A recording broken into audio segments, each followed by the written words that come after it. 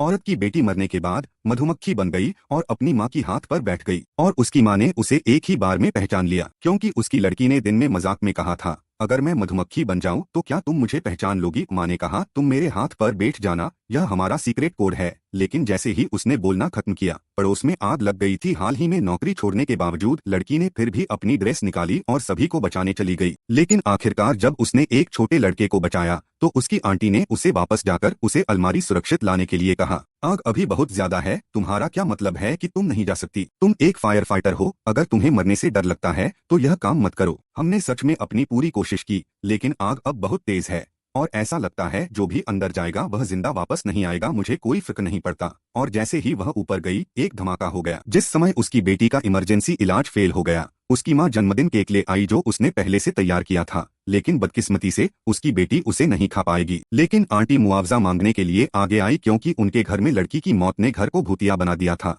लेकिन उसी पल मौत के फरिश्ते ने समय रोक दिया। तुम्हारा दोबारा जन्म एक बड़े परिवार में होगा और तुम अपनी जिंदगी परिवार की दौलत को संभालोगी। लेकिन लड़की सिर्फ अपनी माँ के पास जाना चाहती थी, इसलिए मौत के फरिश्ते ने उसे एक ऑप्शन दिया, अगर लड़की 7 अलग अलग जानवरों के रूप में बदल जाए और तुम्हारी माँ तुम्हें हर बार पहचान ले तो तुम दोबारा जन्म ले सकती हो। 7 जन्मों का कॉन्ट्रैक्ट लागू होने के बाद लड़की अपने पहले जन्म में एक बड़ी मधुमक्खी बन गई। बुरे लोगों को भगाने के बाद माँ मधुमक्खी को देखती रही, सोच में डूबी रही। उसे वह मजाक याद आया जो लड़की ने उसके साथ किया था, इसलिए उसने अपने हाथ बढ़ाए और मधुमक्खी उड़कर उसकी हथेली में आकर बैठ गई। तो माँ अपनी मधुमक्खी बेटी को घर ले गई और उसके लिए एक खिलौना खरीदा ताकि वह